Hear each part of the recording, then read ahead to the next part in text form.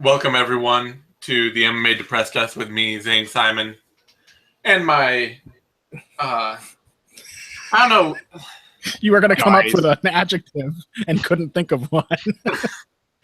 My indescribable co-hosts. Indescribable, there you go. Indescribable co-hosts, Connor Rebish and Phil McKenzie.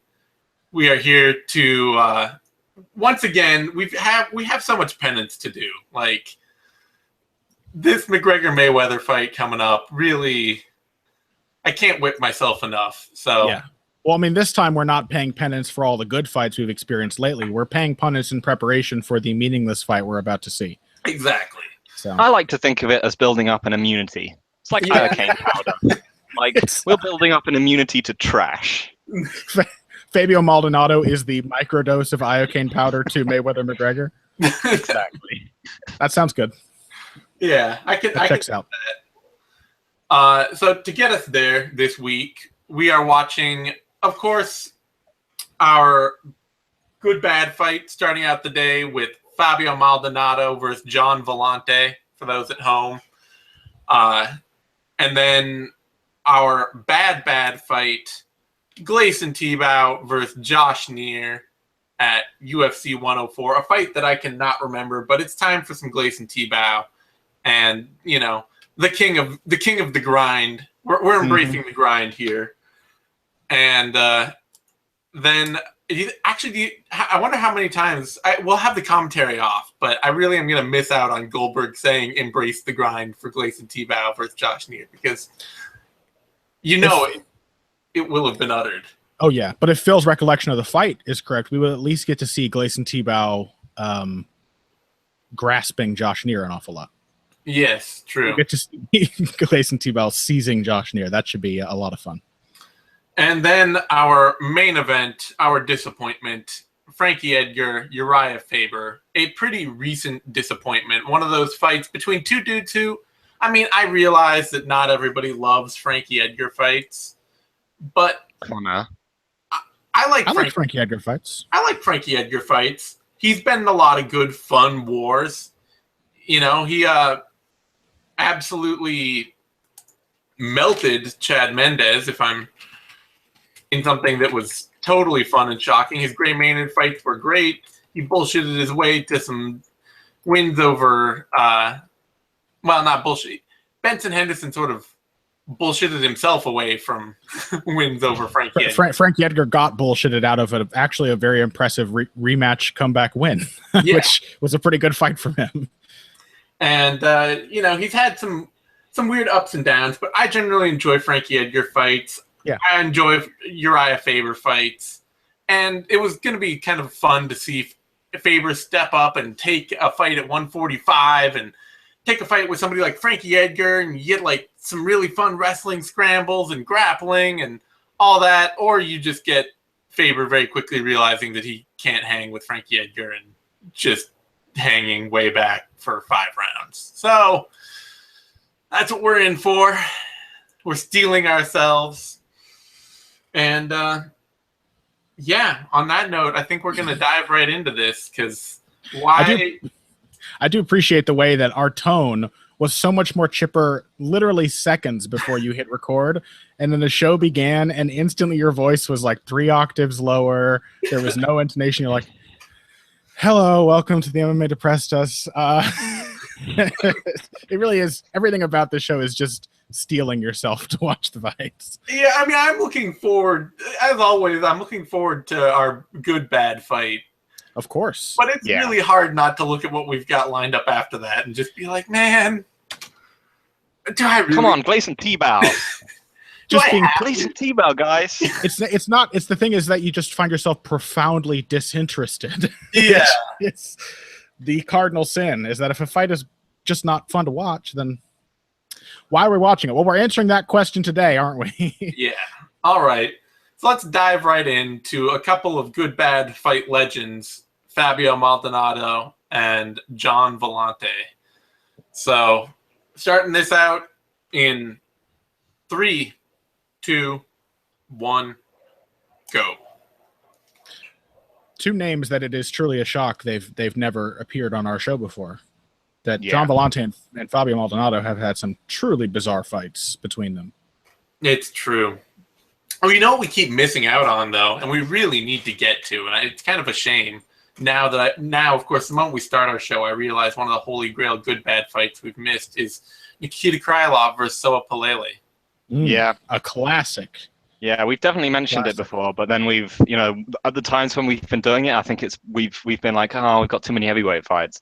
But yeah, I think we've weaned ourselves off heavyweight for a bit, so I think that is definitely like the one we want to come back to, because that is for another shot in the arm. Yeah, that is an all-time classic bad fight. So of course, the thing with John Villante fights, especially, is that when you see the highlights of him, and his highlights of him winning are always really pretty cool highlights. Mm-hmm. They're always him drilling somebody with a power hook and then just dropping to the canvas like a sack of potatoes, and a couple of follow-up fights. And you're like, yeah, John Villante is going to win awesome every time. Every awesome John Villante fight is awesome, no questions. And then, of course, you get the Fabio Maldonado highlights, which are like double jab. Oh, man. Oh. Maybe this is a good opportunity to say, just to encourage our viewers who are going to be suffering through these bouts with us, that my original idea for this was, in preparation for Mayweather McGregor, to have us rewatch Muhammad Ali versus Antonio Inoki, which is a fight in which Muhammad Ali throws 5 punches and yells at a guy who's sitting on his butt trying to kick Muhammad Ali in the leg for 12 rounds. So we're not watching that. So anything is better, to be honest. Thinking about it almost has me genuinely excited to see Maldonado and Villante throw down.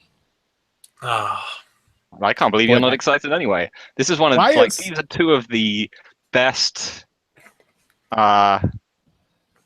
example. These are two. They are just classic good bad fighters. Because Villante, he just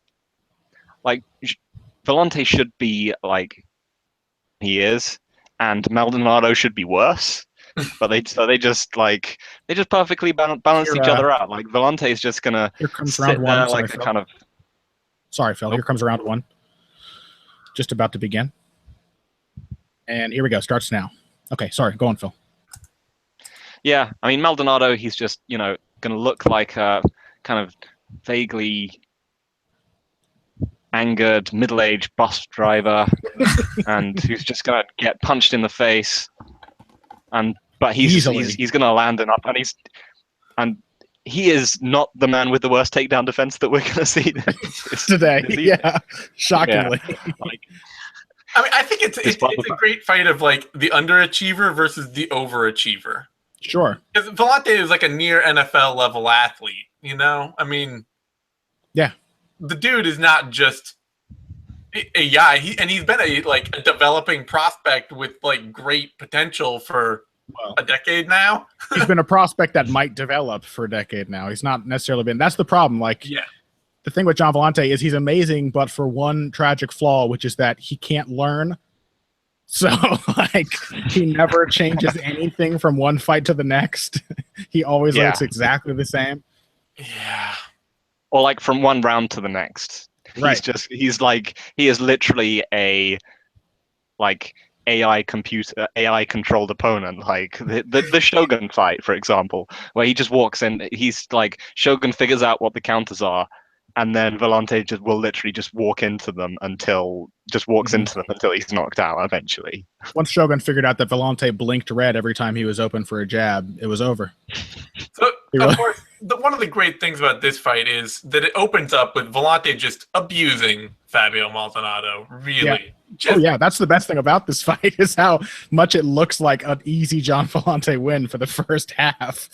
He is just, this is brutal knees to the back of the thigh, easy takedowns. Fabio Maldonado totally physically overwhelmed, and Villante getting absolutely every part of the fight he wants. I mean, but the thing is, Fabio Maldonado is one of MMA's greatest boxcar homers. He's really And the thing is that with like the way he looks and the way he's built, he literally would just have to paint himself yellow to be there. That's true. That is very true. Why did Fabio Maldonado go into his local barbershop and ask them, like, give me a haircut that looks like I'm wearing a child's toupee? Why was that his choice? I mean, the Glover Teixeira fight, like the Glover Teixeira fight of him, like that is the Drederick Tatum. It's like he's not going to get tired of hitting you, Fabio. But even in that fight, Maldonado put Glover Teixeira on Queer Street with a counter hook. Like he's always just being the same boxcar homer. He got like 2 10-7 rounds, and at the end of them, he's just like, I've got to do one thing. I've got to knock him out. But it actually kind of almost worked. It almost worked. Yeah, Maldonado is the textbook example of what you get if you take somebody who has learned all the boxing punches and none of the other things that have to do with boxing. I'm sure Fabio Maldonado looks amazing working a heavy bag because he has really nice, quick, crisp, snapping punches, but he has no idea how to move his head. He doesn't know how to parry. He doesn't know how to pivot. He just throws decent punches. That's it. I mean, is he defensively? He is defensively like he's got to be maybe the worst fighter. He's one of the worst fighters in MMA, like who isn't like just completely incompetent. He is currently fighting or something. I mean, as we watch now, he's currently fighting the only light heavyweight with worse defense than him. That's what we're watching right now. The only guy more hittable. And really, this is like a 10-8 round. Yeah. We got to make that clear, too. Like, this is not even, like, it's one of those weird things, like, you always know who has really bad cardio when they get tired fighting the fight that they want and, like, dominating the fight they want. Yeah. What do you mean, Zane? Maldonado's making Villante really work for this position. Really, the way he's hooking his legs around Villante's half guard to keep himself in half guard. He may have lost the round, but he really taxed Villante's resources. Yeah, that's the depressing thing. Is that that's the thing. Like Maldonado was able to do that because to like more than one person because this is light heavyweight. He would just literally get the shit kicked out of him for a round. Really then he'd come out. It's them getting tired from beating him up. Like he's not making he's not making it hard, so they beat him up at a cost. Exhausted. He instantly rocks Maldonado with a jab. Oh my god. I love it. There's like Maldonado's punches are really nice to look at. They're very quick. They're very accurate. They're very technical. Nice left hook, good right hand after it. Oh, and I figured out what happened with Maldonado's haircut. Have you seen that movie Falling Down, the Michael Douglas movie? Yep. I haven't. It's basically he gave himself Michael Douglas's haircut with the Flowbee. The like vacuum attached hair thing that like has the clippers in the vacuum. That's basically what you're looking at right there. He did that in his studio apartment, which has like only a couch and a cooler in which he keeps that day's rations. What kind of life? What kind of beer? What kind of life does Fabio Maldonado live? I really want to know. Doesn't he runs his own gym, does he not? Like, and that must be kind of awesome. Yeah. I would train left it would just be like all jabs all day. Yeah. Well, like, see, this is the thing. Like, what are we working on today? Jab. That's literally jab and body hooks.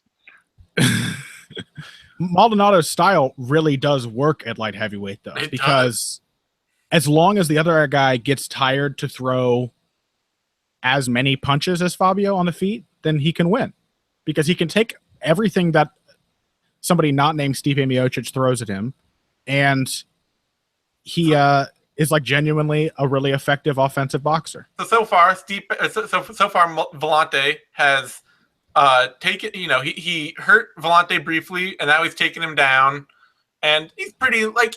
It's been a closer round. He got touched up a little. Yeah, I'd say Maldonado's winning it so far, but not by a huge margin.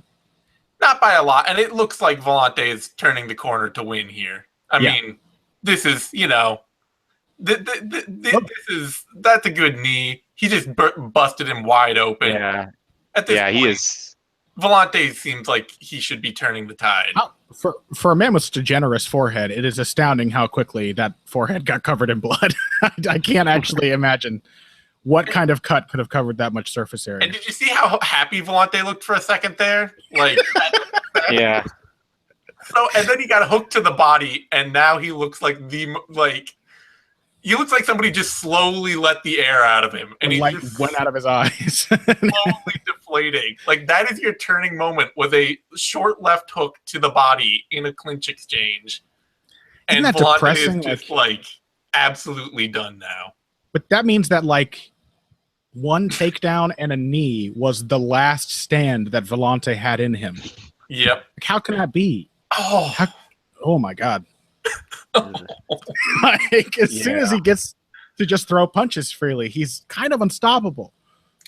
and and right there, I loved seeing it. Actually, is that short little jab that that Maldonado threw right to the solar plexus as Villante was stepping in, and for as like winded as Villante now is, that had to just be the worst thing.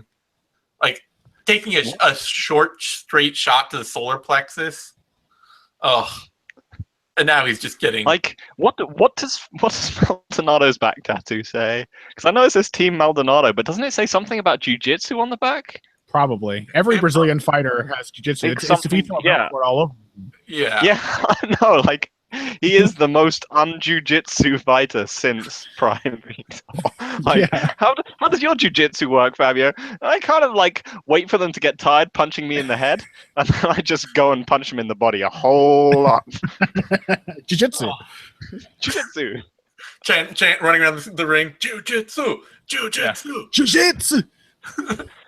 And like this is pretty to watch right now. Sure. You have to enjoy watching Maldonado get the ability to gain momentum because he's so good with it. But it's such a weird thing to see given where this fight was just 2 minutes ago. He's actually kind of tricky, Maldonado, if you're afraid of being hit by him. Like once he gets to the point where the momentum is his, because he doesn't like change levels to throw body shots. He just kind of just pokes you in the body, just standing right in front of you. And that's a problem if the other guy's going to hit you in the face when you drop your hand to hit him in the gut. But when the fight is Maldonado's, it makes it really hard to predict where his punches are going. Yeah. It's because it's part of the reason why he also has no defense. Yeah. Because he just has no upper body movement. His hands are merely entirely just connected to his body. But you don't know where they're going. But like you know exactly where his head's going to be. The style that only makes sense when his opponent is absolutely defeated. Maldonado would beat John Jones if John Jones had just had another 5-round fight. Maldonado would definitely beat him, but it would still take like 3 rounds of being killed before he came back to life to win. 10-7, 10-7, 10-7, and then he just body shot knocks him out in the 5th round. Yes. So this is about to get depressing because Villante is going to go from like embarrassingly losing to suffering one of the few genuine 10-7 rounds we've seen in MMA. Yeah. Where he really is on the verge of being finished like 3 times in the last minute of this round. Every shot that's landing now is landing just so clean and hard. Like everything. The cumulative damage from that jab cannot be overstated, man. Like even in the first round, just eating a few of them with the little gloves, like that stuff really adds up. It fucks up your eyes and your nose and he's trying to like just like seeing Villante too, like trying to suck Maldonado in closer to him. It's like that's not what you want. Yeah. Yeah. When you shoot on Fabio Maldonado and he sprawls on you, that is when you might want to tap. That body shot. You might just want to like not stand up after the takedown and instead just tap. You're like, no, I tried to take down on Fabio Maldonado. He just straight sprawled it and got an angle on it. Like I'm just done. Villante finally threw 2 leg kicks, but he waited until the point where A, he was too exhausted to throw the most taxing kind of strike, and B, he's now constantly backing up. It's really hard to throw. Oh my god, kicks backing up without getting immediately countered. Yeah. Yeah. Oh, okay. Like, do you guys know why Villante doesn't fight at heavyweight? Because it just seems weird. It seems He's weird. not durable It's like- enough. But like, it doesn't matter how durable you are at these weight classes. Like, Yeah. Heavyweight, I think it matters more than anything. Yeah, but the difference don't know. between I think the baseline durability between a light heavyweight and a heavyweight is not that much anyway. Like, yeah, I just don't like because he takes a fight, he takes a punch reasonably well. Sure. He just gets exhausted. True. Like he's cutting so much weight. I don't understand why he wants to fight people who are better and same faster. as Chris Weidman. It's like Chris, Yeah. you could have had a really easy path to the title at 205. Like, And it's maybe not a good division. philosophy thing. They really bought into the cut as low as you can. Well, he's Yeah, Weidman's buddy, and Weidman does the same shit. it's just super weird because offensively, like, oh, this is getting brutal. Offensively, he's like, and surely he'd be able to keep it up if he wasn't cutting like 40 pounds. You know, like Yeah. Stipe said that he's like Villante is bigger than he is. Yeah. Like, True. ugh. Like, Oh my yeah. Oh, I don't know. Tried to do the walk-off care, but he's still in there. god. Maldonado couldn't really make it look cool either. He kind of like Yeah. I mean, it's Fabio Maldonado. He's got to accept he's never gonna make anything look cool. well, he is the cool bus driver. He makes driving a bus look pretty Yeah. cool. He makes a studio apartment look pretty cool.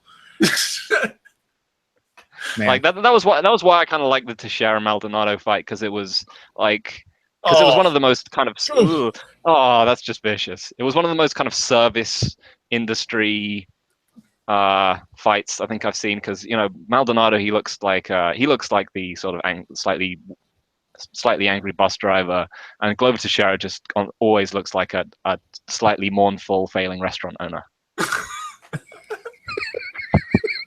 He really does. His Cuban restaurant is not doing nearly as well as expected. That really, Oh man, he really does. Oh, He's the man. restaurant owner who works in the kitchen doing dishes because he can't afford a busboy. That's Glover Teixeira.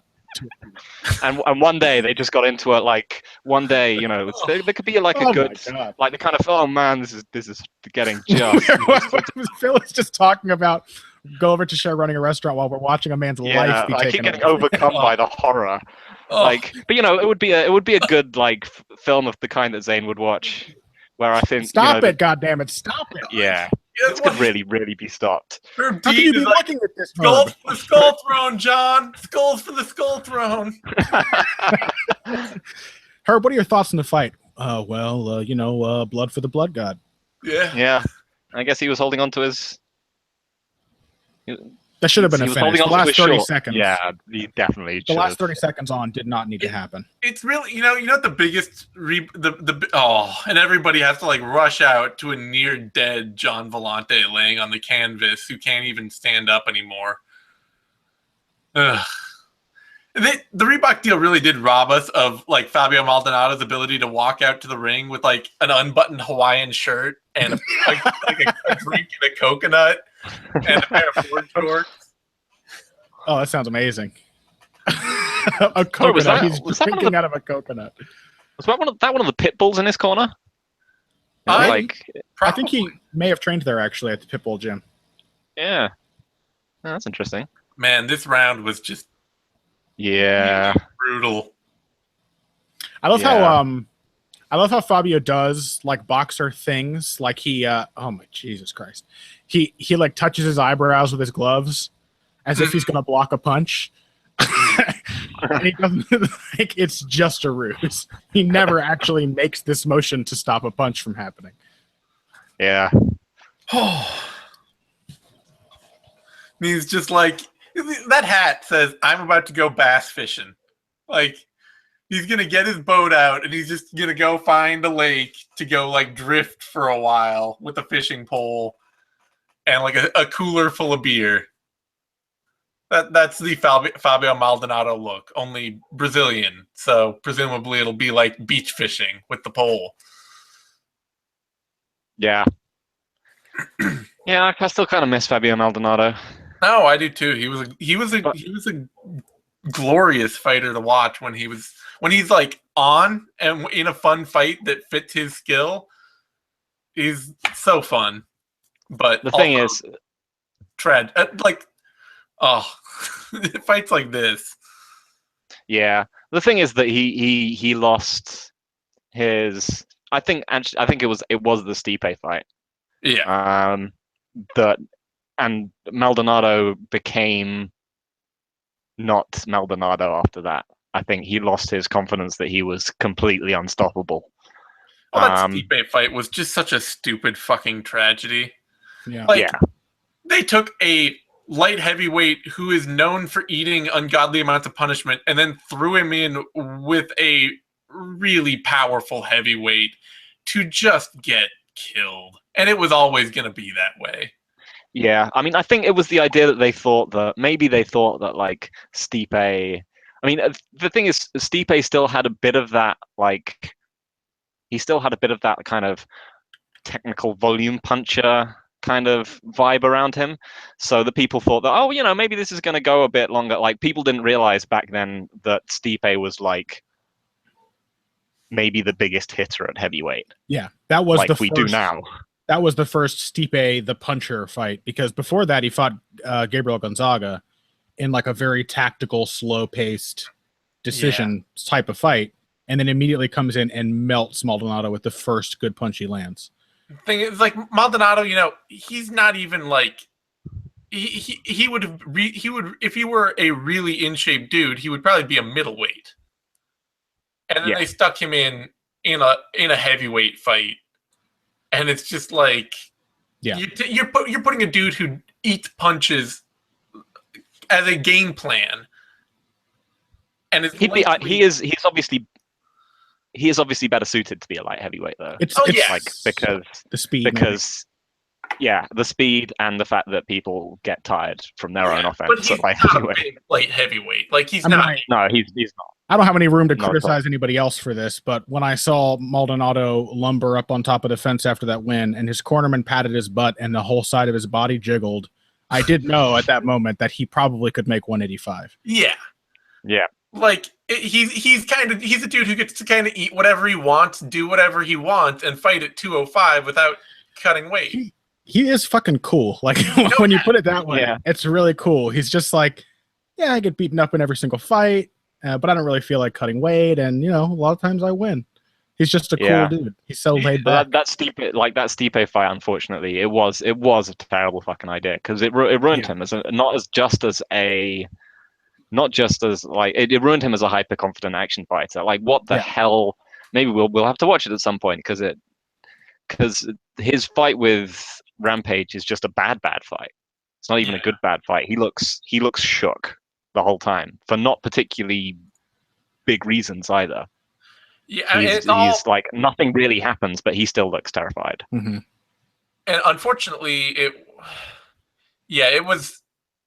I mean, I was gonna say it was a last-minute replacement, which is why they made the fight, because it was supposed to be Junior Dos Santos versus Stipe.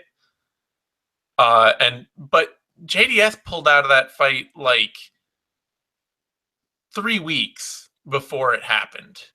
3.5 weeks, which that's enough time to do better than Maldonado. I'm sure that at the time there were very few other choices, but even signing a random heavyweight and bringing him in for that fight would have been a better idea. Yep. Yeah, because they ruined like a solid, incredibly dumb fun action fighter for that fight, because he was never the same. They ruined the man that, borrowing from Zane's aesthetic before, I will now refer to as Fabio Island Time Maldonado. He's on Island Time, baby. All right? And if you're not fighting on Island Time, good luck. All right. Let's jump over to Gleison Tibau versus Josh Neer now. Yes, let's. Gleison Tibau. Starting. Go on. Okay. Starting in 3, 2, 1. Go. We'll let Phil share his genuine affection for Gleison Tibau, which I think all MMA fans who've watched a lot of UFC have to some extent. I mean, it's hard not to feel something for Tibau, because he's been a fixture for like 15 years. He is the familiar face. Like there's still no one with more UFC fights. I think he's one ahead of Jim Miller. Yeah, when he got his drug suspension, which is up, I have to say, in under 3 months. Yes. Woo! Like I was like, I hope like lightweight really evolves in the time that he's away. I hope it becomes this incredibly hyper evolved, hyper technical, like wonderland where everyone just gets so much better. And then Gleison Tibau comes back, and then he just wins fights that put him exactly at number 11. Yes. I just want him to like in exactly the same way as he always did. He wins 'Cause 3 that is out the- of every 5 fights by split decision, and Yeah. and every 1 out of those 5 is against somebody that is ranked, so it's just enough to keep him Yeah. right in there. And I'll be like, oh, this guy's really coming up the ranks. We want to see how he does against Gleison Tibau. And he's gonna get split decision, motherfucker. He's gonna lose the first 2 rounds on 2 judges' scorecards. But yeah, that's one I like consistency, and there's no one more consistent than Gleison Tibau. Like he's perfectly fighting, I guess, is like people learn what's inside them. You know, you kind of learn what you're capable of and what you're not capable of. And Gleison Tibau has perfectly measured out what he's capable of so he's like, I have exactly 7 minutes, 52 seconds of gas in any fight. I'm going to win by out-clinching. I'm going to slightly outbox this guy and get some good clinch positions in the first. I'm going to keep on doing it until whatever it is, like 2 minutes 52 of second round. I'm just gonna kind of try not to die. Gleison Tibau, just do it every time. Gleison Tibau is a guy who goes on like 4 road trips a year, and all he has to drive is a Hummer. And every time he knows it's going to run out of gas 2/3 of the way there, and he's going to have to push the car all the way to his destination. And every time, that's what he does. That's it. That's Gleison. Did you guys just see him shred his tap out shirt and like fling it dramatically into the audience, and someone grabbed it and was like, yeah! Gleison Tibau's cast off torn tap out shirt. They're probably like, yeah, wait. I mean, okay. You can't even wear it now, and I don't really care about Gleison Tibau, but what if you wear Gleison Tibau's shirt and then you also only have 7 minutes and 52 seconds of gas for the rest of your life? Just passes the curse on to you. Gleison Tibau is so consistent that we've been talking about his underrated boxing for like a decade. He's so consistent that even the things that are secretly good aspects of his game have never really been like, we know about everything he does, every single thing. And it's got to be said too, this fight, like, it could be 20 years ago, 5 years ago, yesterday. He always looks like the exact same guy. Yeah. Always. And he must cut like in 4 months looking exactly like this. And he must cut like an insane amount, yet still turns up. I mean, he's still a reasonably sized welterweight, but he turns up, like, fights tons of times a year, has mostly on the prelims, never misses weight, turns up, just stands around, looks like gamma irradiated Dominic West, and does his thing. Like, so here's the question: what the hell do you think that shoulder tattoo is? His sleeve tattoo is? Because you see a lot of people who have like the biometrics kind of thing, where they're like got the cyborg arm, and then you see other people who have like the tribal stuff, and his is just like, it looks like straps. Like, it looks like some sort of like bondage straps or something. Like, I want to have assless chaps tattooed on my body. Like, maybe he's secretly a leather daddy. I hope so.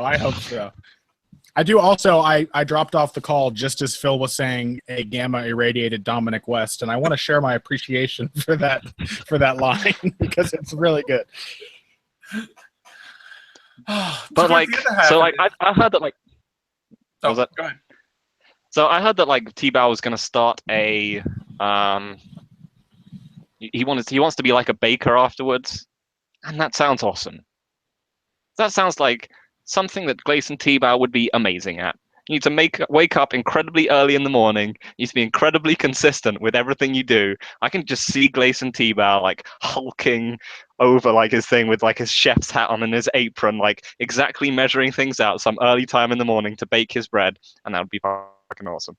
Yeah, and then he really punches it down after the first rise, and then the second rise, he just doesn't have the energy for it anymore. Yeah, he's just like, Tibau's bread is always slightly underproofed because, boy, that second punch down really takes a lot out of you. With the kneading, my God, I can only knead for 7 minutes. Somebody else take over, please. Oh, boy. But yeah. So the other I also quite like. I really like watching Josh Neer fight. Yeah. Oh, and it's the battle of dudes who look 40 and are 26. Yep. That was like my I love fights that have an interesting aesthetic, like when I called Dustin Poirier versus Eric Koch the battle of the trailer park serial killers. Yeah. I love when two guys just have, or like Jim Miller versus Pat Healy, the battle of the see if you can knock me out for $100 at the carnival fighters. The carnival strongmen. Oh, this is like this is sort of a battle of absolute opposites. I mean, it's kind of a replay of the John Villante versus Fabio Maldonado fight, except that Josh Neer doesn't have Fabio Maldonado's punching, and Gleison Tibau actually has a better gas tank than John Villante. John Villante. Yeah, Tibau has almost 2 rounds of gas. Yeah. Like, and the problem with Josh Neer is he was always, like, a lot of people would refer to him as being like the fourth or whatever, like the missing Diaz brother, and he fought like how he did kind of fight like how people how people like the stereotypical cliche of how the Diaz brothers fight. Do you realize round starts now? Fight starts now. Sorry. Do you realize just how low Josh Neer wears his trunks? I never noticed this before, but now I just saw it in that cut, and he's wearing like low-rise trunks. Yeah. They Phil? are. Phil, you were saying? He's about to go do like a sexy magazine shoot in his. Oh my God! That was the takedown was so easy that Tibau almost rolled completely through it and missed. He was like expecting some kind of resistance. He was like, "What the hell is this, like taking down a tackling dummy?" Like, boy, well, it's good. At least we will have 10 more really improbably impressive takedowns to look at over the course of this fight. Yeah, as I said before we watched this fight, Josh Neer, he would be one of my prime candidates for worst takedown defense I've ever seen. Like, he stands bolt upright and just makes no effort to get his pips back from anything. It's like a lot of missed punches in this fight. Oh my God. Oh my God. I gotta say, like, Josh Neer's landed a few good kicks, but all the punches in this fight are like everybody, 3 inches off of each other. Gleison Tibau throwing power from just too far outside, while Neer tries to swarm in and then gets immediately thrown to the mat. We get some lovely open guard work here. Yep, stuck in the guard. Yeah, that's the thing. Like, Neer is like I said, he's the cliche of what people thought the Diaz brothers were. Even the Diaz brothers could defend takedowns. People, they were like, oh, they can't defend any takedowns, but they could. They were always like okay to decent defensive wrestlers. But he really is someone with 0 takedown defense and just an aggressive guard. Yeah, Nick actually has good takedown defense. He just has to stop punching in order to stop takedowns. But when he wants to, he can actually sprawl. Yeah. Gleison Tibau just landed a hard left that knocked Josh Neer's mouthpiece straight out of his face. Which looks like the kind of thing somebody who looks like Gleison Tibau would do on a regular basis. Yeah. But rarely. Yeah, this was still when Tibau was still developing out his boxing here. He couldn't rely on it in the same way that he does now. What's that? Which he's been doing. Been in that same state ever since then. Still Oh, developing. he got pretty good. Like I think the RDA fight was the one where I was like, oh no, Gleison Tibau is actually a really different fighter now. That's fair. Because this was still just when he was still mostly just trying to like outpower people. This was when it's like the difference between early and late career, early and late UFC career. Tertiary Tibau became secondary Tibau. What's his name? Massaranduba or Trinaldo? Yeah.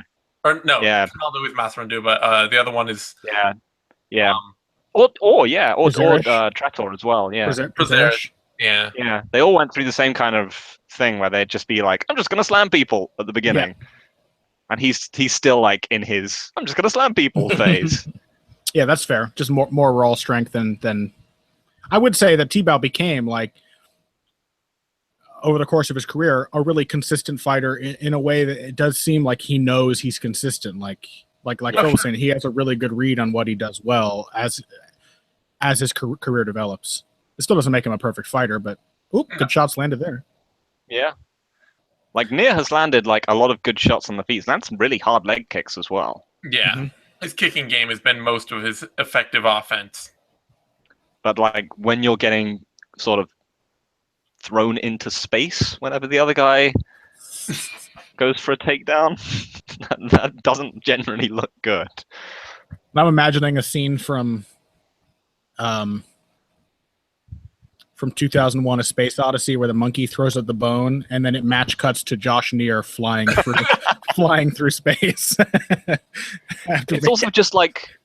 It's also just like a Looney Tunes cartoon, you know, like when a bull like runs past someone and you see them like flying and spinning up in the air and in the dust trail behind them. It's just a bit like that. Every time he takes down Neer, the referee gets stuck in like an involuntary pirouette from the breeze of Tibau rushing past. Oh, not a bad fight so far, really. Yeah, it's fine. Yeah. Neer's pushing the pace at the very least. Tibau got some really impressive takedowns. I don't like to score takedowns, but it is really hard not to score them when you are just slamming somebody down that many times. You got to give some credit to that. He also landed a few good shots off of the last one. Like when you're doing that, like that has to score. Yeah. Or this. Slamming a guy right in the small of his back. Or that. That's got to score. That's an impactful takedown. And, you know, I mean, to your point about the Neer Diaz thing, man, we still have not found a point yet where fighting like a Diaz brother means anything other than being pretty bad at MMA. Like, like there have been so few. Like, there are so many people who get that comparison, and then it's just like, yeah, they lose a lot. I mean, because Conor got that comparison a lot when he was coming up. To be fair.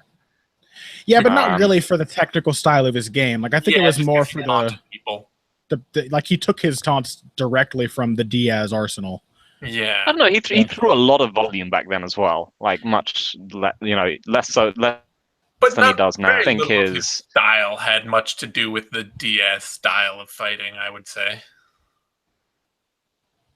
I don't think it was. He did get he got a lot of comparisons, but yeah. Well, I know that. Yeah. Yeah. I don't think Josh Neer is bad. He is just not made. He is just not made for the modern game. Like, he had some great fights with like Mac Danzig and so on.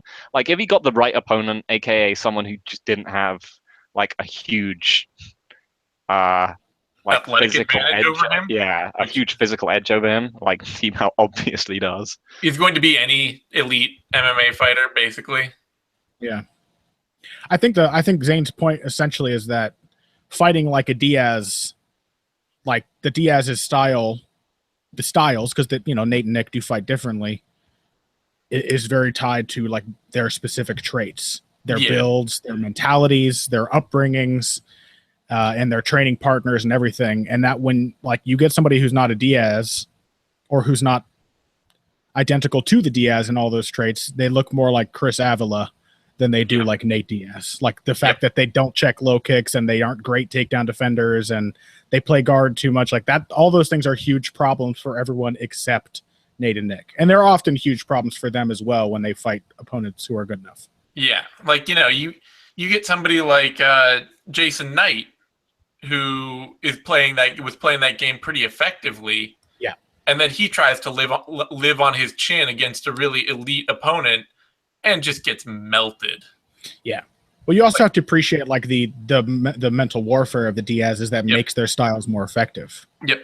They kind of do what Maldonado did to Villante, but they actually force that on their opponents more effectively.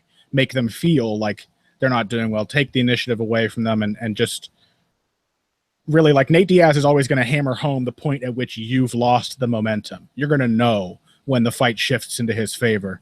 Yep. And so there's kind of like a process to it, even without what we would normally consider traditional MMA process.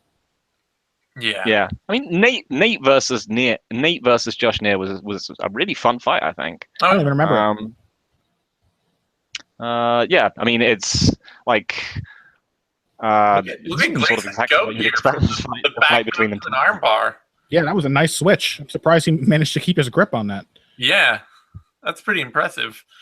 I mean, it was destined to fail, but it was pretty impressive. How does Gleison Tibau lift all of Gleison Tibau to go for an aerial armbar? How is that possible?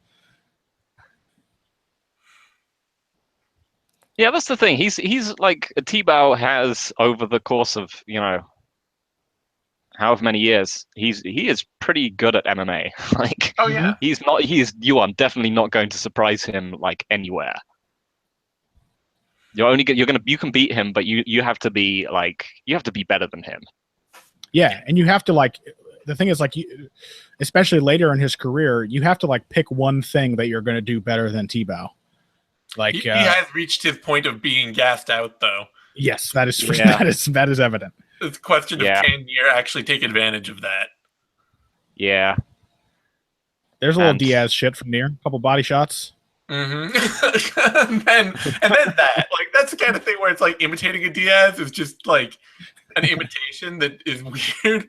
It's when you're just throwing a slap as hard as you can, it's gonna wrench your arm out of its socket. It's what is this? Yeah, I would love if a fight ended from a torn labrum due to an overly aggressive slap. But yeah, the problem with the problem is obviously that even gassed Tibau can probably still take Neer down at will. Yeah. Yeah. I like Neer, but I mean, you can even just kind of look at him and be like, you're not really a top level athlete that's going to compete against other top level athletes. Doesn't it feel though like Tibau could be able just not back up so much and just get a takedown every time Neer steps in with a punch? It does seem that way, yeah. How come he's not doing that? You know what I mean? He's doing this backwards counter punching thing. It's just bend your knees and take him down. Because you've gotten every single one you've attempted and with ease. You've overshot every single takedown attempt because they've been so easy. Well, another fun highlight. It's great to see Josh Rosenthal in these, and then remember that he's a complete drug dealer. Yeah, but the dude got in trouble for dealing pot. Who gives a shit? I know. I don't literally, care. if he got caught for that 2 years later, it would have been legal because he's in California, isn't he? Yep. It's no hate towards him. It's just funny to see. Yeah. Oh yeah, that happened. Josh Rosenthal approaches the fighters after the fights hey, face is pretty sore, huh? Yeah, man. Listen. I know who can take that pain off for you. Listen. He's just tucking a little business card into the back of their fight shorts. A pot dealer with a business card. That's what I like. I mean, come on. You've seen Half Baked. Yeah. So, who won the last round? It really wasn't actually a very clear round for either guy. No, that's classic Gleison Tibau round, though. Yeah. Yeah, exactly. That's some good Gleison Tibau shit right there. Neer doesn't even try to defend takedowns. No. He literally I don't think he ever trained wrestling. No, he grabs an overhook. He's a dude who has a great triangle game and an elbows off his back, and he's super active, and he wants you in his guard. His takedown defense is grab an overhook and pull guard. That's it. Guys like Josh Neer are why, you talk about the metagame. People are like, oh, what do you have to do to become a good like high level MMA fighter? It's like wrestle. Don't I'm not saying don't work on your guard grappling because it has value, but do not make your counter wrestling game guard grappling. Yeah. It's not a functional thing to do. Yeah. And if it is, you'd better have damn good footwork. Like, able to make sure that when they hit takedowns on you, it's because, it's a rare thing and that they're over aggressive when they do it so that you can catch them with something.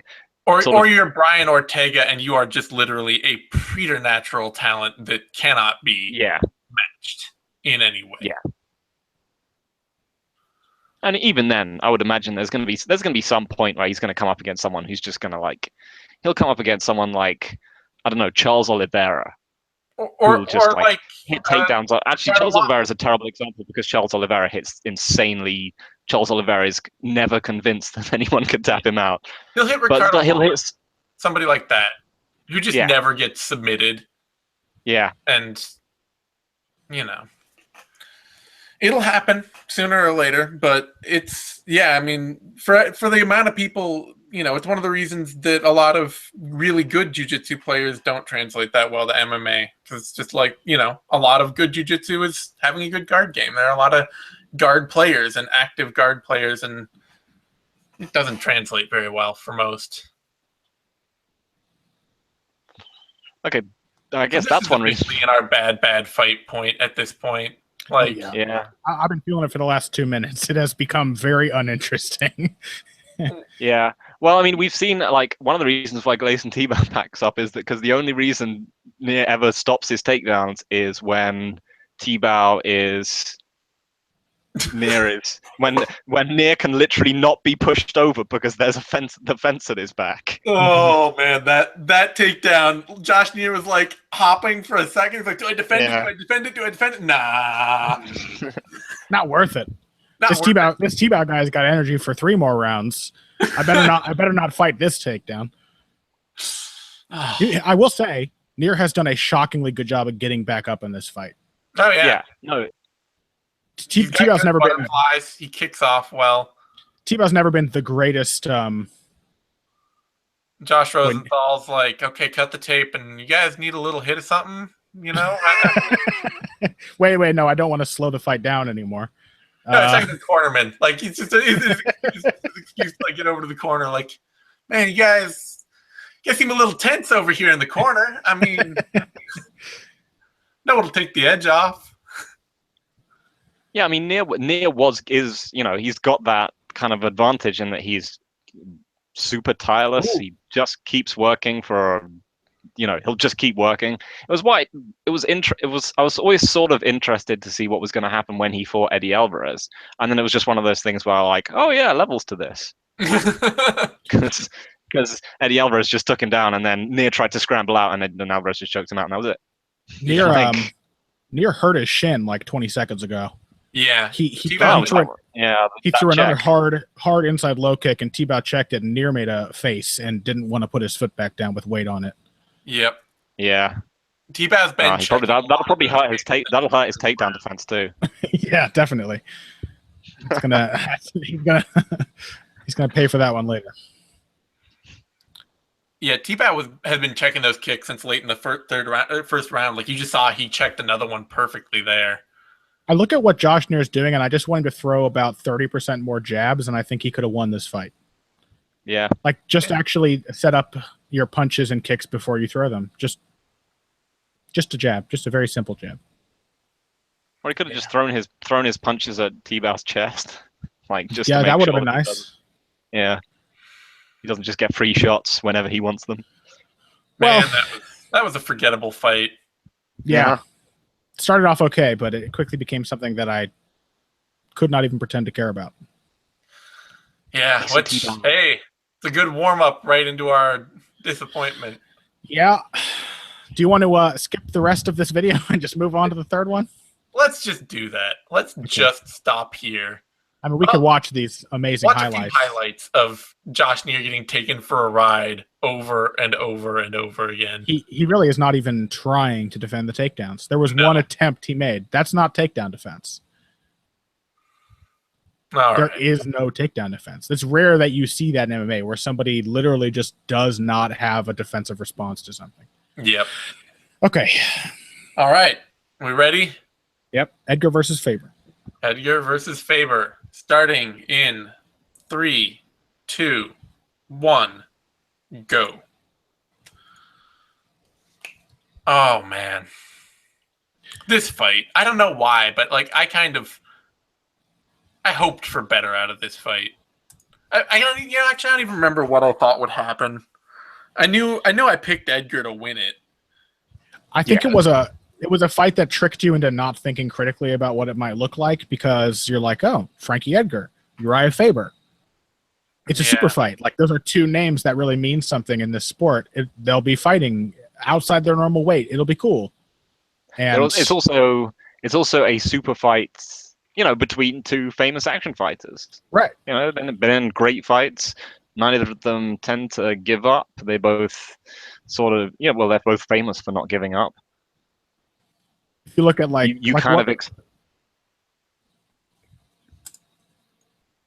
they instinctively match up well, aggressive power scrambling and wrestling and so on. But unfortunately, you got to take into account where they are in their careers, which was the big thing. Is that Frankie Edgar still believes he can be the best in the world. He's on that path. He is just the better fighter at this point. He's been evolving for a long time, and Faber simply hasn't. And Faber is not that. Faber knows that he can't be the best in the world again. He's on the path out of the sport. Yeah, Faber's losses at the elite level were very much a regular showing the door of like, you just do not have the tools to win these fights. Yeah. Whereas Frankie Edgar, a lot of his losses at the elite level were just like, oh, you were so close, or man, his first Jose Aldo fight was a lot more competitive than people expected, and people made arguments for him, and then without Jose Aldo up there, then it's like, well, maybe he's got a chance against somebody else. Like he really, he hasn't been shown by every championship level fighter out there that he's not getting over the hump, where Uriah Faber really kind of had that displayed to him a lot. Yeah. Basically, like if we were to re-look at this matchup and pretend that it's about to happen and be a little more, and we want to know what to expect from it, we can look at the fact that Faber, like the expectations that Edgar and Faber are both great scrambling wrestlers, but Faber really had a hard time getting past both Alex Caceres and Francisco Rivera just before this fight. And the only way that Edgar is going to be able to force the fight on someone is if he can out wrestle them. So it's like the one thing that doesn't happen to Faber against demonstrably the worst version of Faber yet. Yeah. So it just kind of ends up like a fight that you don't predict it, but as soon as it begins, it becomes predictable. You're like, oh, this is what this fight looks like. I'm a little mad. I just checked the Bloody Elbow staff picks for this fight, and I didn't make them. Only Mookie and Anton made picks for this written down. So I would actually have to go back to our vivisection video to figure out what the hell I actually thought was going to happen in this fight. I get the feeling I was pretty convinced that Faber would lose a unanimous decision. I just couldn't remember why. Yeah. Maybe I thought he'd get finished. Maybe I thought Frankie Edgar would be able to put hands on him. But yeah, I mean, that's the thing. Like, it's not in Edgar's interest. Like, Edgar's got has still got a reputation from the Maynard and from basically the Maynard fights, and also the Henderson fights, as this kind of blood and guts warrior who's going to battle back, and he's going to take risks. It's going to be incredibly fun, and all that kind of stuff. And like, it's just not in his interest to have a competitive fight with Uriah Faber. No. It's like, why would he do that? He's just a better striker than him. He might as well just do that. Mm-hmm. All right, here we go. Fight begins right about.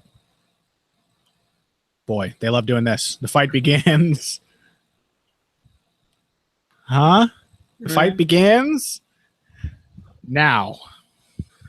So one of the things I will say for Frankie Edgar, and I've said this a lot for him because it's one of the weirdest things that I think most stands out about him as a fighter, is that he never has more fans until the day after he fights. Mm-hmm.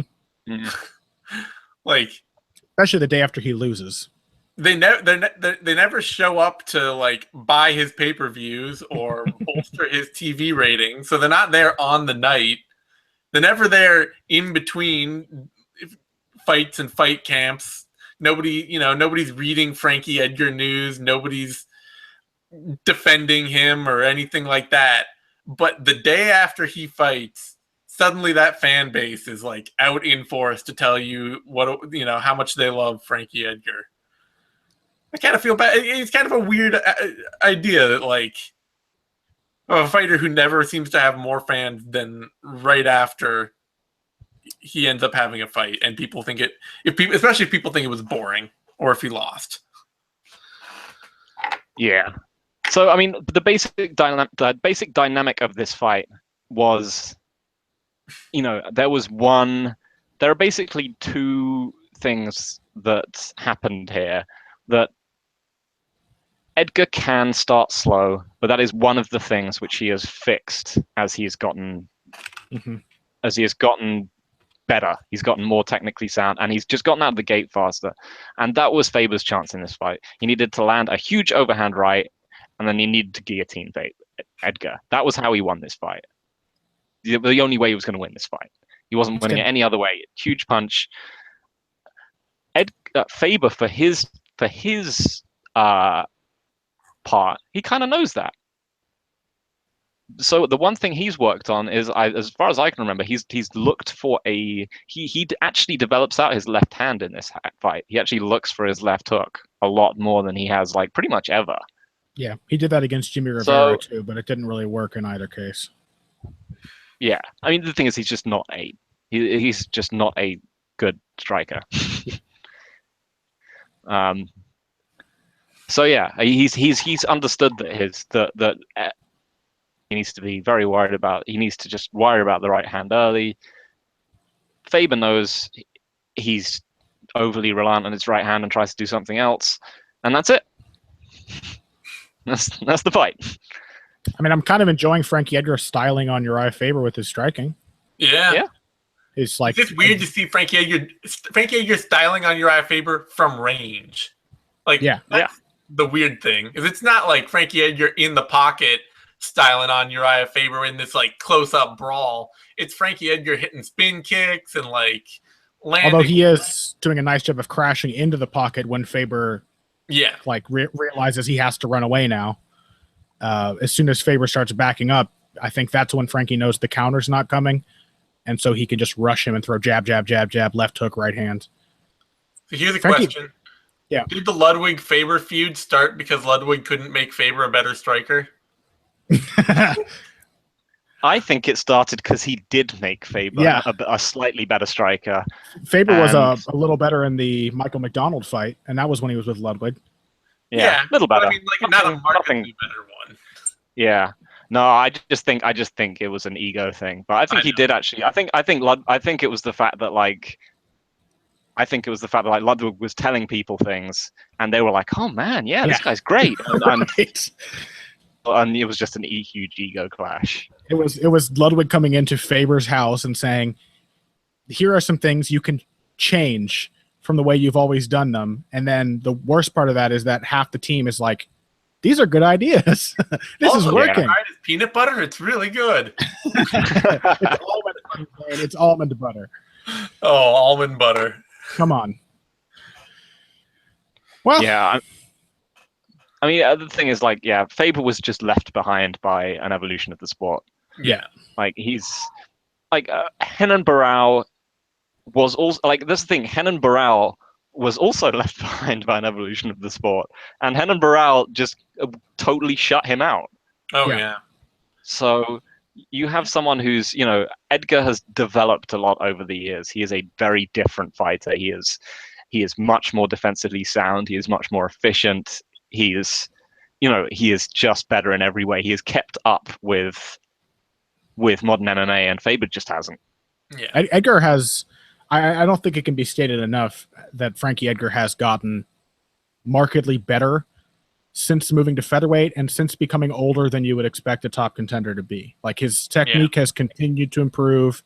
His strategic execution is clearer and more focused than ever. Like, Kind of wonder if part of the slowing down a little bit, but Frankie Edgar is like just a better version of Frankie Edgar now. Yeah, I kind of wonder if a big part of that is fighting higher than he had to for so long. Nice knee. Maybe. Yeah. That was basically That was his Faber's chance. That was the one shot of every that was Frankie his- Edgar fight that breaks Frankie's nose open. And now it's just going to be the rest of a Frankie Edgar fight. Yeah, it is weird to think too how much like Hernan Barrao's style was just made to shut down Uriah Faber, and now that style is just not working anymore for anyone. I mean, you got to tick two boxes. They're big boxes, but one is be a pretty good boxer, and two is don't be easy to take down. But if you can do those two things, if your game is built on the backs of those two skill sets, then Faber's going to have a really hard time of beating you. I mean, I wouldn't even class Henan Barral as a good boxer. You just need a consistent range tool which you can just sit at range and use. You just sit there and you just sit there and you block the right hand and you just go jab, leg kick. Yeah. You need to at least be able to land strikes at pace. Yeah. There may be too a combination, because Faber's broken his hands a few times. I think there's also probably a combination of like the first Jose Aldo fight he had and the fights he had in which he broke hands.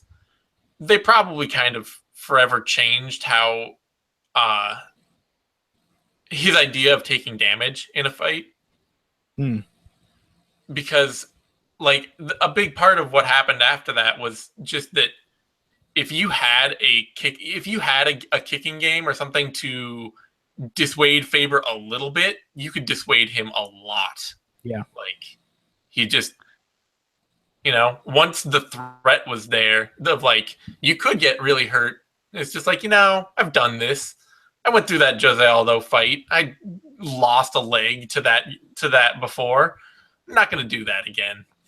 Yeah. Some of that, though, I think is just the way that Faber's put together as a fighter. Yeah.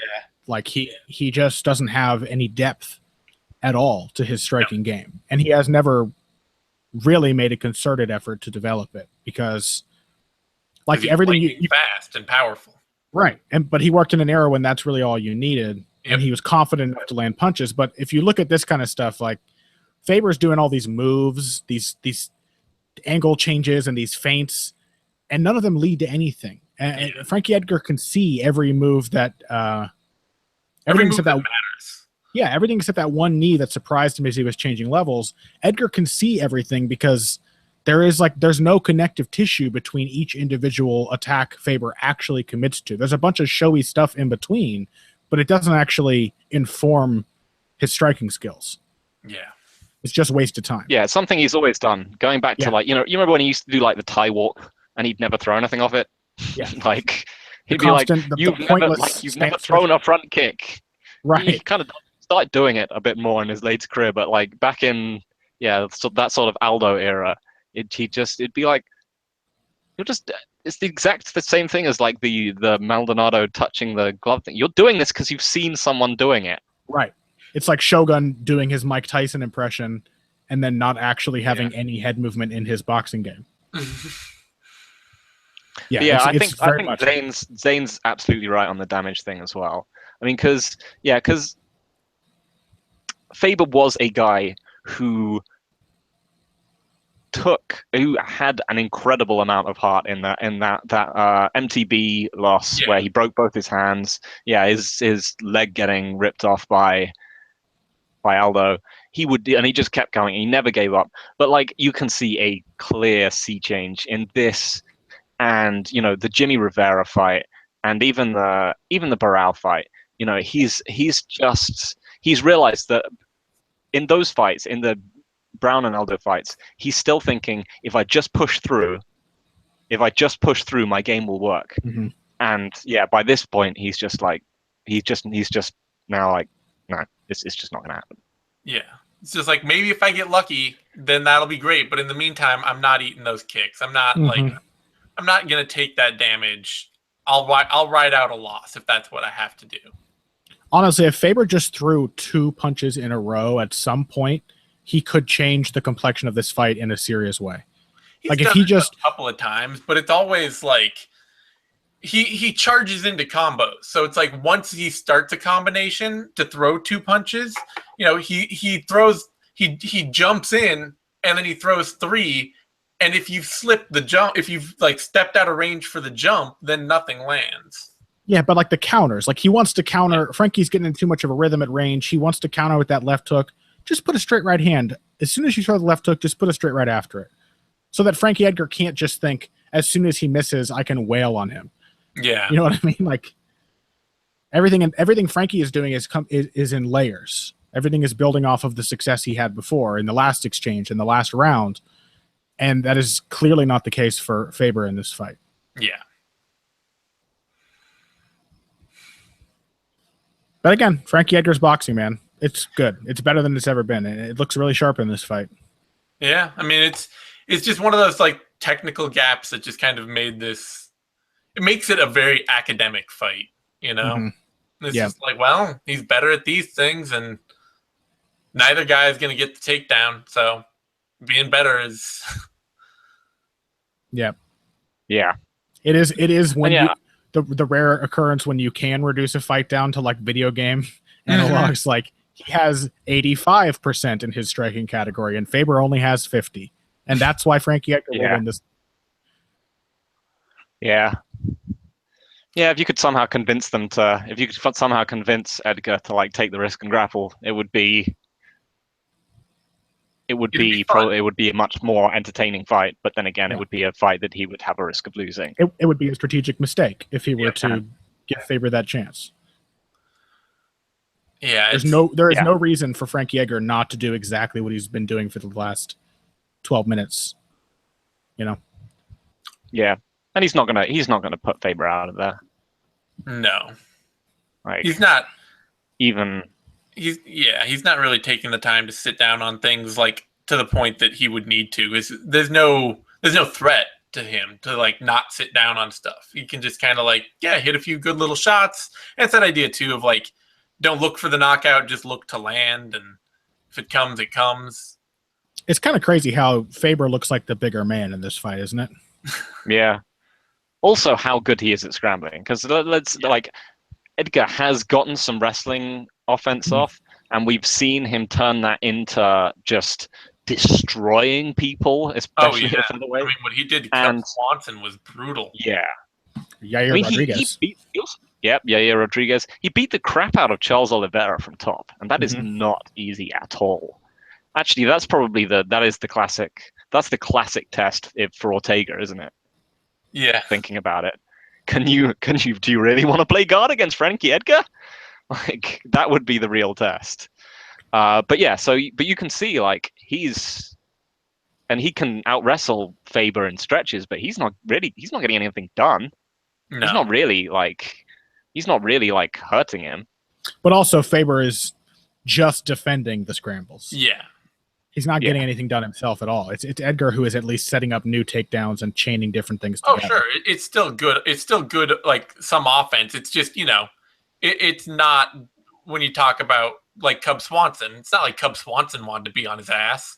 Yeah. But that kind of stuff is cool. Faber had a really good, like his instincts still show. He went to roll Edgar over, but Edgar also has great scrambling instincts and like sagged as he was finishing his takedown so he didn't get pulled over the top. It's a nice adjustment from both guys. So this is more of what I would want. More of what the kind of thing I like to see out of a fight like this. Sure. Because this is where Faber can be interesting still with a guy like Frankie Edgar. Yeah. Yeah. I mean, for all his Man, stagnation Faber as a grabbed him striker. about 7 times in this fight. Yeah, He's for happy. all his stagnation as a striker, Faber is a genuine like innovator and an incredibly impressive kind of grappler and scrambler. All his stuff about building a style based around a lot of things that people just generally do a lot more of now. Attacking the head and scrambles, making sure you got head control, not just the alpha male guillotine, but using it to control and weigh and kind of combining it with wrestling positions. He can land really good ground and pound despite often being the smaller guy. I mean he is a genuine like innovator when it comes to grappling. Yeah. Well, I still would argue that Team Alpha Male kind of they still set the tone for one of the better fundamental stylistic wrestling and grappling styles in MMA, which is, and I think is, something very much piloted by Faber at that team. Yeah. Just the idea, like, you hit a takedown, you immediately look for a submission. If that isn't there, you let your opponent back up, land ground and pound while they're standing up, and then go back to look for another takedown. Yeah. He has, I think I said the other day that Firas Zahabi has a 60-second guard, but Uriah Faber and the rest of the Team Alpha Male kind of has a 60-second top game. Yeah. Where like it's really focused on making something happen now, and it is, unlike Faber's striking, built of a bunch of pieces that connect to each other in a variety of ways. So you can attack this thing to create the opportunity for this thing. It's systematic, which is exactly what Faber's striking never has been. But he does deserve a lot of credit for, as Phil said, being an innovator of the game. Like he's a sort of milestone fighter. It's a very MMA focused style of wrestling and grappling that you still don't see very many teams do. Like, there's still a lot of focus from camps of like, get the takedown, get top control, try, get stuck in the person's guard, try to work some strikes. At least you're on top of them, and you're making something happen. But with Team Alpha Male, like, with the exception of maybe like Lance Palmer, there are very few fighters who've come out of that camp that you think of like, oh, they'll just take a guy down and ride him for a while. Yeah. Like, it just doesn't happen. Yeah. It's one of the things that cost Chad Mendes big in his Conor McGregor fight is that. Yeah, I was just thinking of that as well. Had he been able to fight against the alpha male type and just satisfied himself with holding somebody down. Yeah, he took him down, and then he'd search for something real quick, and then he'd just let Conor McGregor back up and be like, okay, let's rinse and repeat this. There was a point at which he like leapt over the legs from half guard to attack a guillotine and lost position. And it's like, you had half guard. You could have just hit him with 4 more elbows and controlled the rest of the round. But that's very obviously not how they work. Yeah. But that's because McGregor's own game is kind of a weird throwback in that sense. Like, McGregor's game is against somebody who can take him down consistently. It's kind of like a Diaz game, I guess, isn't it, Phil? It's more like prime. It's Anderson Silva. It's the Anderson Silva guard. Yeah. Like, just without the submission threat. It's just like, I'm actually just going to sit here and wait. I'm pretty sure I'm going to get a chance to punch you soon. That left hook from Frankie Edgar there. Mm-hmm. Hooking off the jab, man. Pretty stuff. I have to say, I really hate Frankie's spin kicks. Thrown them. They're really bad. There's way too much like circular momentum on what is supposed to be a linear kick. Yeah. Good knee from Faber, but good left hook on the break from Edgar. Yeah. Everything is just I used to be, which is probably why Phil shouted me out. I used to be a Frankie Edgar hater. But when you watch him, like even a fight like this, you have to appreciate how he's always building something. Frankie Edgar is never he's kind of like this is going to be a weird comparison, but he's like a Rocky Marciano, because the trickiest thing about Rocky was that he was never discouraged by missing a punch. He would miss a punch, and a lot of guys would be like, ooh, I can't throw that again. I got to figure out how to land it next time. He would just throw it and then throw 6 more things after. It would never break his stride. And Edgar will fail in a takedown or take a shot in the clinch or any number of things, but he's never discouraged. Everything is just an opportunity for him to find a new way to be more effective than his opponent. In MMA terms, it's kind of Carlos Condit-like in that way. Yeah, but more of like especially now later in his career, less reliant on taking punishment and a lot more technical. Like it's built on a very good fundamental boxing base. Yeah, and wrestling. I'm just talking about the process of doing it. Sure, it's a very flowchart way of fighting. Yeah, or you never. It's also why you're not concerned about trying to knock somebody out, because even if your punch lands, you're thinking, okay, what's the next step right afterward? Ooh, that was a pretty takedown. Yeah, it was. That's a real classic. The Edgar knee tap. That's a real Edgar. Yeah, trademark that knee tap. But yeah, that's the thing. He's got his old. That's the thing. He's still got his old classic stuff in the back pocket. He's just laid a lot of other things over the top of it. Yeah. That he's. And you can tell in a lot of ways, you can tell that he's a strategic out of the cage fighter. That he looks at what his problems were in his last fights and he tries to cover them up. And he's always going to have certain flaws. But it's like, so let's take what he learned for Aldo, that he because the first fight he'd obviously trained counters to kicks, and Aldo could for either the reason that Aldo can't throw kicks anymore, or that Aldo just felt that it wasn't there, Aldo just jabbed him. Second fight, he's trained trigger combinations to the jabs. You can see it in what Edgar is doing, and then Aldo again just seems to know, and he's just like, right, I'm just gonna land counter right hands then, and but then he comes up against Yair Rodriguez, and you can suddenly see like the anti-Aldo game plan that he had suddenly just explodes into being, because he's like, oh yeah, all those like multi-punch combinations that Aldo just parried and then shoved him aside, that he threw as triggers to movement or like offense being thrown his way. Yair Rodriguez has no realization of how to deal with that stuff. Yeah. Edgar has been training with Edson Barboza to crowd and rush people after kicks. And Frankie Edgar is the fighter who takes things away from you. And the only way to beat Frankie Edgar is to take things away from him. Like the only way to beat him is to, especially the things he's developed to take away your specialties, take those away, and you will get. That's the only way you get an unimpressive performance out of Frankie Edgar. And the only one who does that is Jose Aldo. That's basically it. It'll be interesting to see if Max Holloway can. Yeah. Yeah. I mean, that's the thing. Aldo did a very Aldo thing, and I think it's still my pinned tweet, is that he just sealed Edgar in a place where he couldn't adapt to anything because there was nothing to adapt to.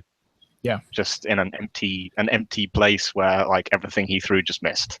That's the fascinating thing about, I know we're not talking about Aldo, but I will take any opportunity to talk about Aldo. The fascinating thing is, like what you said, he just seems to know, I think is like a double-edged sword for him, because you get things like the Edgar fights, like he seems to know almost instantly, almost before the first attempt, what kind of counters Edgar's looking for, what his new adaptation is going to be. But I think that also is the reason why we see Aldo like neutering his own game sometimes, because he just gets this feeling like they're ready for the low kicks. I can't throw the low kicks. Rather than figuring out a way to make them work, he's like, let's find the kind of fight in which I don't have to face that threat. And that's a limitation. But against Frankie Edgar, man, like the guy who just builds, how are you going to build if you never give the guy a second to actually lay the foundation? That's pretty. Yeah. Right hand, left uppercut. Yeah. I mean, that's the thing. The thing is that when Edgar builds, he's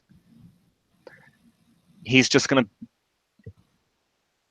to beat your ass more and more until you're knocked out eventually. Like, there's no doubt that as perhaps this fight wasn't inspiring, but there's no doubt what would have happened if they'd kept fighting. Yeah. Like he's winning consistently, and he's gradually looking for more offense. I think what it really is too. It's kind of like it's the fighting smart in a way that doesn't necessarily. Oh, that's nice. In a way, it doesn't necessarily inspire, but it's very smart and good. Is it really like if you took this 5-round fight and distilled it to 3 rounds, it would have a ton of action in it, and it'd be a pretty good, solid 3-round fight.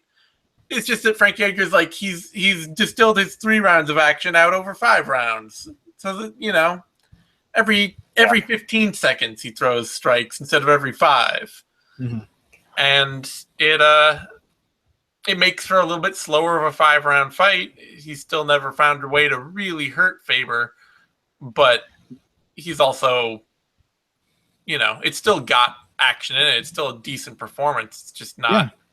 Yeah. If you're willing to set aside like your expectations as a spectator of fights, then it's a really nice performance. It's very smart. It's perfectly executed. Like there's nothing to really complain about other than the fact that it just wasn't. Yeah. I mean, really, it's like it was probably always, this is always the fight we were going to get at this point in these two guys' careers. But because of who they are, it felt like it could have been something more.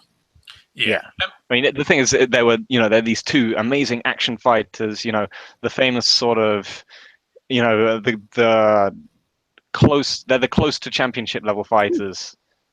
That these two separate weight classes finally sort of meeting in the middle, but then you also just realize like one of these guys is still a championship level fighter in the modern MMA game, and the other one isn't. Yeah. How about Frankie Edgar's left hand though, man? His left hand has gotten so goddamn sharp in these last few years. He has landed some beautiful left hooks in this fight. Yep, it's that Mark Henry left hook is. The money punch. I guess that is a thing that all of his fighters throw well, isn't it? Edson Barboza has also developed a great left hook. Yep. Yeah. The other thing that Faber is probably another reason why like Faber was like, oh yeah, I'm going to get him with the left hook, and just never worked. But the other thing that Faber obviously has innovated, together with Team Alpha Male, and this is why this fight is again sort of relatively. Sort of not competitive, but it just it hasn't changed much, and this is one of the things that I don't think the rest of the MMA world has caught up with, really, strength and conditioning. Because Team Alpha Male, like, I don't think people really recognize quite how good Team Alpha Male is at strength and conditioning, even despite the muscles and the fact that they really never gas out, but they're incredibly strong. Because the last piece of that puzzle to put together is they're ridiculously low injury rates. Yeah. Like, how do they they've got longevity in the cage. They rarely get injured. So that's one of the things that like keeps this fight. He's winning. He's losing it. Solidly the whole fight. But he still looks pretty much like the same. He's moving as fast. He's stuffing takedowns. Right. He's at the end of the fight, at however many years into his MMA career. I was going to say, like in that 5th round, how quickly he was still able to spring around, how light he was in his feet. Like the twitches were all still there. After a decently paced 20-minute fight, he was not tired at all. And it's crazy because as far as I know, Alpha Male is more of like a wrestling room kind of environment, kind of like AKA, but they're clearly doing something a little more cleverly than the AKA guys because they never get injured. That's something that's never even occurred to me. Yeah, so I was thinking about like, I know you guys in Heavy Hands, you did like the looking at the camps, and I've been like thinking of doing a thing of like, what camp. Building the perfect fighter or whatever, what would you go to each camp for? And like Team Alpha Male, strength and conditioning. So here's a couple of potential questions about that then. Actually, it's one question that has 2 possible answers for it. Do you think that that's because they don't have any big men? It probably has something to do with it. Being that A, big guys doing strength and conditioning are probably more likely to get injured. Just because they are less compact and they have more power to them. And, you get Daniel Cormier and Luke Rockhold wrestling around, and you get Chad Mendez and Joseph Benavidez wrestling around, and there's more chance that Cormier and Rockhold injure each other? Or do you think that small dudes train a little smarter because... I think more specifically for this, it may just be that it's something that Faber is better at, because the thing with what I've heard after we did that Heavy Hands episode is that AKA is basically like a lot of people go to find their resources for a complete training program outside the gym. They'll find their own strength and conditioning coach, so on and so forth. Faber, not always in a good way, is well known for basically making it so that if you're a Team Alpha Male member, all your needs as a fighter are met at Team Alpha Male. He's even starting like a nutrition arm to basically run the diets of his fighters, and he makes money off of all that, and it's kind of skeevy, but Faber's always been like a fitness freak, and I assume if Uriah Faber's the guy in charge of all of your fighting needs, then you probably have a decent program for a gym that is otherwise like not very... It's well structured, even if it's a little aimless at times. I just wonder if there's not like a big dude tendency to like want to like be the Cain Velasquez, watch how many 500-pound leg reps I can do. You know? Oh yeah, I think that's definitely always going to be the case. You're like, big dudes are always going to get injured more than small dudes. You know, it's like the manatees being trained by the dog trainer thing, like we talked about when we were looking at like heavyweights. But like, if you think about like Team Alpha Male's closest like analog, it's Novo and Yao. And those guys get injured all the time, and they're a relatively small camp apart. You know, they've got like one or two big guys. Yeah, it's a lot of small fighters. But admittedly, they are completely the opposite end of the spectrum. Because but then there's got to be something that Faber and crew are doing right to run a safe program. I think you know, so it's always been something that's interested me. Like, how do they manage to be like? How is their strength and conditioning? Because it's literally like, if you look at it, like they are ahead of everyone else in terms of like injuries plus power plus cardio. Like those three things, they are top shelf in all of them. Yeah, that's a very good point. It is something I'd never really given that camp enough credit for, because they obviously, like, I can't think of hardly any alpha male fighters who pull out of fights. Although Faber certainly took a few fights with injuries, but I think that happened later in his career. Well, every fighter takes fights with injuries too. I mean, that, you know, that's unavoidable with the brand. Yeah, Benavidez has gotten injured lately, but yeah, they are, you know, people have done analyses of like the major camps and so on, and seen like, you know, who's, you know, to see if AKA really does pull out more than anyone else and all that other kind of stuff. And Alpha Male is, out of the major camps, as far as I remember, Alpha Male is consistently at, you know, least injury pullouts of any major camp. Yeah. Well, that's some consolation when you take an uninteresting 5-round loss to Frankie Edgar, I guess. Yeah. Like, hey, this guy's in shape. I can do a technically sound squat.